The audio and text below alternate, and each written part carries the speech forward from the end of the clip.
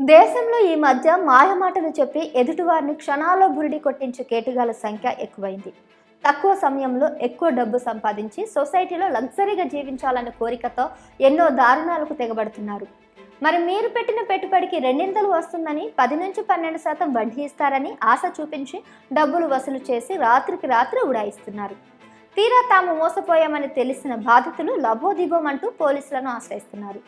ఇటీవల హైదరాబాద్లో ఈ తరహా మోసాల సంఖ్య బాగా పెరిగాయి. తాజాగా నగరంలో మరో భారీ స్కామ్ వెలుగు చూసింది.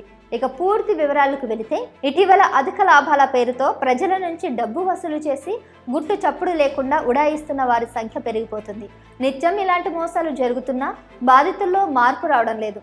డబ్బు ఆశతో పెట్టుబడులు పెట్టడం, తీరా మోసపోయిన తర్వాత పోలీసులను ఆశ్రయించడం సర్వసాధారణమైంది. హైదరాబాద్లో మరో భారీ స్కామ్ దేశవ్యాప్తంగా ప్రకంపనలు సృష్టిస్తుంది. 7,000 కోట్ల స్కామ్కు పాల్పడిన డీబీ బ్రోకింగ్ కంపెనీపై పోలీసులు కేసు నమోదు చేశారు. డీడీ స్టాక్ బ్రోకింగ్ కంపెనీ తమను మోసం చేసిందంటూ బాధితులు సైబరాబాద్ పోలీస్ స్టేషన్లో ఫిర్యాదు చేశారు.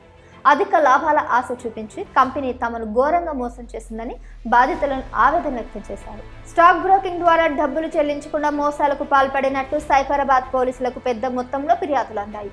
బాధితుల ఫిర్యాదు మేరకు పోలీసులు రంగంలోకి దిగారు. DP stock broking chairman Deepankar ధర్మన్తో పాటు పలువురుపై కేసులు నమోదు చేశారు. కేవలం హైదరాబాద్లోని 20,000 మంది డీబీ స్టాక్ బ్రోకింగ్ బాధితులున్నట్లు గుర్తించిన పోలీసులు షాక్ తిన్నారు.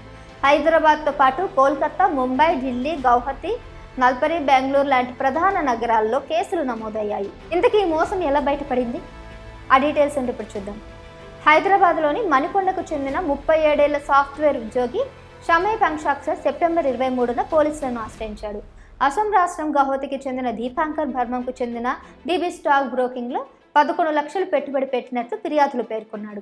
ఈ నేపథ్యంలో డీబీ బ్రోకింగ్ కంపెనీ యాజమాన్యంపై కేసు నమోదు చేసి దర్యాప్తు చేస్తున్నారు. 2018లో డీబీ స్టాక్ బ్రోకింగ్ పెట్టుబడులు ప్రారంభించింది.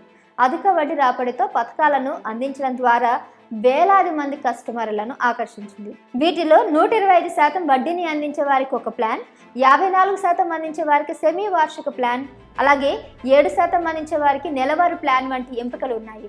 జూలై 2024 నుంచి చెల్లింపులు ఆగిపోయినట్లు పెట్టుబడిదారులు వాపోయారు.